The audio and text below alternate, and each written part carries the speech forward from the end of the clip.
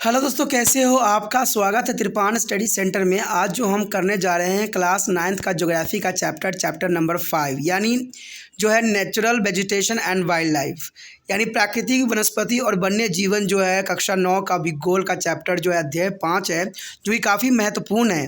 प्राकृतिक वनस्पति और वन्य जीवन, इसमें कुछ क्वेश्चन सेलेक्ट किया गया है जो कि काफ़ी महत्वपूर्ण है एग्जाम व्यू से, जिसको आपको नोट करना चाहिए, समझना चाहिए और एग्जाम की तैयारी में लगाना चाहिए। ये क्वेश्चन काफ़ी महत्वपूर्ण है, इसलिए हर समय जो है ये महत्वपूर्णता अपना बनाए रखेगा। ठीक है, चलिए देखते हैं हमारा क्वेश्चन आज क्या है। The third question is the most important here. Here is two form 3A and 3B. First here are 3A. The question here, give a very description of the tropical rainforest. That is important here. The very description of the tropical rainforest here. Question is the most important for the exam view. Answer here. A tropical rainforest here, there are found in the area having a more than 200 centimeter of rainfall. And second point here, since the region is warm and the wet throughout the year, it has a luxuriant and vegetation of all kind of tree serve as a creepers. There is important here. The regional warm and there is the year, it is a luxuriant and the vegetation of all kind of tree and shrubs and creeper. Third point here is important. There is no defined time for the tree for a life. There is a leaves and forest remain green all the year around. There is most important. The leaves and forest remain green all the year is around. And some of the commercially important tree found here are Evonics, mahogany and woods and rubbers and chinchona. There is the most important commercially important tree found of here on tropical rainforest. The common animal found in this forest are elephants, monkeys, lemurs and deers. There is also important for here a animal found in this area of tropical rainforest. यहाँ जो है तीसरा question काफ़ी महत्वपूर्ण यहाँ पर बनता है। यहाँ पर तीसरा क्वेश्चन जो है दो फॉर्म में है, 3A एंड 3B। तो ये काफ़ी महत्वपूर्ण रहेगा और इसके जो है 5 ही पॉइंट है और ये बहुत ही 5 पॉइंट जो है बहुत ही साधारण सरल है, जिसको आप बहुत ही आसानी से याद कर सकते हो। ठीक है, तो देखा जाए तो क्वेश्चन 3A यही दर्शाता है कि उष्णकटिबंधीय वर्षा वनों का संक्षिप्त विवरण दीजिए। देखिए, उष्णकटिबंधीय वर्षा वनों का जो है हमने इसमें कुछ बातें बतानी है जो कि ज़रूरी है। ठीक है, अगर आप पॉइंट याद रखते हो तो काफ़ी आपके लिए फ़ायदे में रहोगे। उष्णकटिबंधीय वर्षा वनों को जो है संक्षेप में विवरण देना है। तो पहला पॉइंट यही दर्शाता है यहाँ पर कि वो जो है 200 सेंटीमीटर से अधिक वर्षा वाले क्षेत्रों में पाए जाते हैं। सबसे पहला पॉइंट तो आप यही दे सकते हो कि ये वन जो है 200 सेंटीमीटर से अधिक वर्षा वाले क्षेत्रों में पाए जाते हैं। मान लीजिए अगर आपको ये बात याद न रही कि वर्षा के क्षेत्र वाले, तो आपको याद होना चाहिए कि उष्णकटिबंधीय वर्षा वन, क्योंकि वर्षा से ही नाम हो रहा है कि यहाँ पर जो होगा रेन फॉरेस्ट अधिक होगा। यदि दूसरा पॉइंट की हम बात करें तो ये साफ कर देता है कि यह क्षेत्र वर्ष भर जो है गर्म और गीला रहता है। देखिए, वर्ष भर जो रहती है गर्म भी रहती है और गीला भी रहती है, क्योंकि ह्यूमिडिटी पैदा करेगी इस क्षेत्र में। यहाँ सभी प्रकार के जो है पेड़, झाड़ियाँ और लताएं की प्रचुर वनस्पति पाई जाती है, इसलिए इसका जो है उष्णकटिबंधीय वर्षा वन नाम पड़ा है। और ये काफ़ी महत्वपूर्ण है एग्जाम व्यू से। अगर एग्जामिनर यहाँ पर क्वेश्चन बनाता है तो ट्रॉपिकल रेन फॉरेस्ट जरूर डालता है, इसलिए ये काफ़ी महत्वपूर्ण क्वेश्चन है। इसको आप अच्छे से जो है 5 पॉइंट याद कर लेना। ठीक है, अगर हम तीसरे पॉइंट की बात करें तो ये साफ कर देता है कि वृक्षों की पत्तियां गिरने का कोई निश्चित समय नहीं होता है, क्योंकि साल भर तो यहाँ पर वर्षा होती रहती है, इसलिए वृक्षों की पत्तियां गिरने का कोई निश्चित समय नहीं होता है।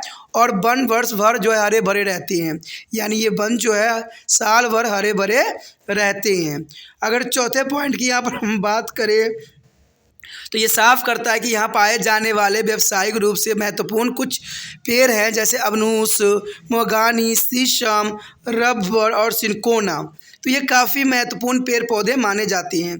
ठीक है, इन जंगलों में पाए जाने वाले आम जानवर जो है हाथी, बंदर, लेमूर और हिरन पाए जाते हैं। तो ये उष्णकटिबंधीय वर्षा वनों की कुछ विशेषताओं में से थे। अब देखते हैं तीसरा बी क्वेश्चन क्या दर्शाता है। The next 3B, Give a very brief description of the mangrove forest. The mangrove forest is also important here. The mangrove forest description is a very account is given here. The first here, the mangrove tidal forests are found in the area of coastal influenced by tides. There is an important point here. And dense mangroves are common variety with the roots of the plant is submerged under water. And third point is also important. The deltas of the Ganga, the Medandi and the Kaveri and the Krishna are there is covered with the such as vegetation. There is an important here. In the Ganga Brahmaputra delta, the Sundari trees are found which are provide to the durable hard timber. You know that there is an important point here. In the Ganga Brahmaputra delta, the Sundari trees are found which provide a durable hard timber. The palm coconut is a Keora, is a agar, they also grow in the some parts of the delta. There is a most important point here. Palm, coconut, Keora, agars also grow in the some parts of this delta. And the 6 points is also important here. The Royal Bengal tiger is the most famous animal in this forest. There is important. The Royal Bengal tiger is the most famous animal and this forest, and turtles, crocodiles, gharials and snakes are also found here. There is also important animal found of this area is a mangrove area.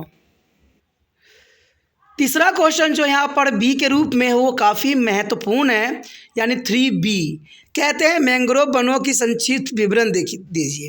पहले में हमने जो है उष्णकटिबंधीय वर्षा वनों के विषय में जाना, अब यहाँ पर जो है मैंग्रोव वनों के विषय में जानना बहुत ही काफ़ी दिलचस्प रहेगा। देखिए दोनों क्वेश्चन देखा जाए तो कई मायने में एक जैसे ही हैं, सिर्फ आपको समझने की आवश्यकता यहाँ पर है।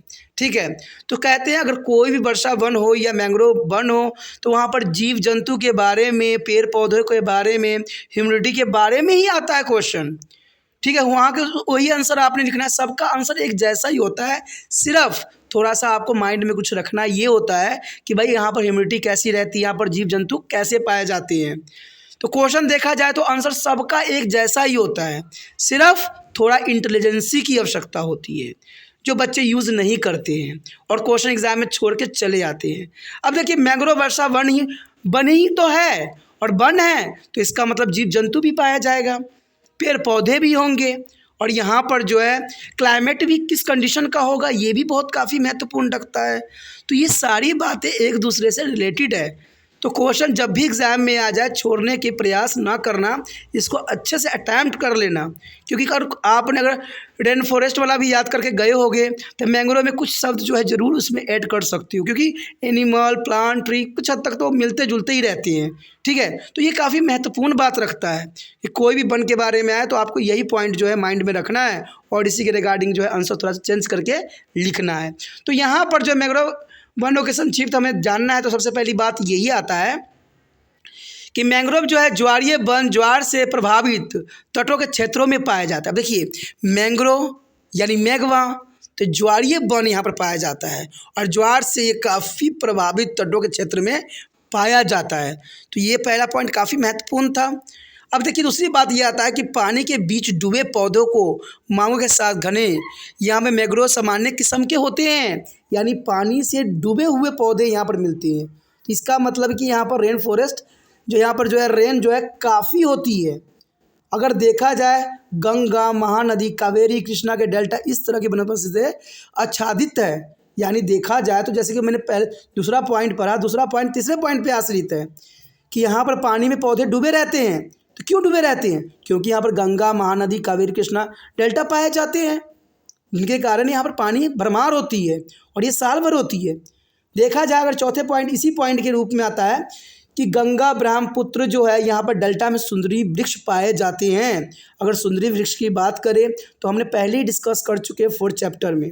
ठीक है, सुंदरी जो है सुंदरी वृक्ष वहाँ पर, इसलिए सुंदर वन आपने सुना ही होगा। तो सुंदरी वृक्ष के कारण ही सुंदर वन होते हैं और इसका चित्र भी देखोगे ना तो बहुत स्पेशल है। यहाँ पर सिर्फ जो है पेड़ पौधे ही नज़र आते हैं, बीच में नदियाँ जाती हुई नज़र आती है। इसका मतलब यहाँ पर हर साल जो है पानी भरा ही रहता है। ठीक है, तो यही बात यहाँ दर्शा रहा है चौथा पॉइंट कि गंगा ब्रह्मपुत्र डेल्टा में सुंदरी वृक्ष पाए जाते हैं जो टिकाऊ कठोर लकड़ी प्रदान करते हैं। पाँचवें पॉइंट की हम बात करें तो साफ कर देता है कि डेल्टा के कुछ भाग में ताड़ भी पाया जाता है, नारियल, केवड़ा, अगर भी उगते हैं। अब ताड़ की बात देखा जाए, ताड़ जो है मैक्सिमम बिहार साइड ही होता है और इससे जो है अल्कोहल बनती है। तो आपको शायद नॉलेज ना हो कि ताड़ किसे कहते हैं। तो ये बड़े बड़े लंबे से होते हैं, खजूर जैसे ही होते हैं, लेकिन इसके जो लीफ होते हैं बहुत चौड़े होते हैं और गांव में इसके फल भी खाए जाते हैं और प्लस जो इनके पेड़ से रस निकलते हैं उससे जो है ताड़ी बनती है और ताड़ी एक तरह का अल्कोहल का कार्य करती है। तो समझ गए होंगे कि ताड़ वृक्ष पाया जाता है, नारियल, केवड़ा, अगर भी इसमें पाए जाते हैं इन क्षेत्रों में। अगर हम यहाँ पर 6वें पॉइंट की बात करें तो ये साफ कर देता है कि इन जंगलों में रॉयल बंगाल टाइगर सबसे प्रसिद्ध जानवर है। अब देखिए कितना महत्वपूर्ण यहाँ पर बात आता है कि यहाँ पर देखिए सबसे जो बंगाल का जो चिन्ह है, राष्ट्रीय चिन्ह है, ठीक है, वो बंगाल टाइगर यहाँ पर मिलता है, रॉयल बंगाल टाइगर। इस मैंग्रोव के जंगल में, यानी इन मैंग्रोव के रॉयल जंगल में बंगाल के टाइगर सबसे अधिक प्रसिद्ध जानवर है। और यहाँ यही नहीं, यहाँ पर कछुए, मगरमच्छ, घड़ियाल और सांप भी जो है पाए जाते हैं। तो ये वन जो है मैंग्रोव काफ़ी महत्वपूर्ण है क्योंकि यहाँ पर रॉयल बंगाल टाइगर पाए जाते हैं। तो देखिए दोस्तों, बहुत काफ़ी महत्वपूर्ण था तीसरा क्वेश्चन, चाहे उसका ए पार्ट हो चाहे बी पार्ट हो, बहुत काफ़ी महत्वपूर्ण था एग्जाम व्यू से और इसको आपको अच्छे से याद कर लेना चाहिए। पॉइंट इसमें मुश्किल नहीं है, बहुत आसान है। अगर इंटेलिजेंसी से याद करोगे तो बहुत ही आसानी से ये याद हो जाएगा। तो इसको सोचना नहीं है, याद करके जो एग्ज़ाम की तैयारी में लगना है, ठीक है। अगर ये वीडियो आपको अच्छी लगी, अच्छे समझ में आया है तो लाइक शेयर सब्सक्राइब करना मत भूलना और जितना हो सके अपने दोस्तों के साथ इस वीडियो को शेयर करना, ठीक है। और पहली बार वीडियो देख रहे थे तो चैनल को सब्सक्राइब करके अपने मोबाइल में सेव कर लीजिए, तभी जो है आपको आगे 10वीं क्लास में भी तिरपान सेंटर का फ़ायदा प्राप्त हो सकता है। और केवल 10वीं नहीं, 11वीं में भी मिलेगा, 12वीं में, फिर BA, MA, तो कहते हैं बहुत है तिरपान सेंटर में, इसलिए सब्सक्राइब करके रख लेना, आपके हित में रहेगा।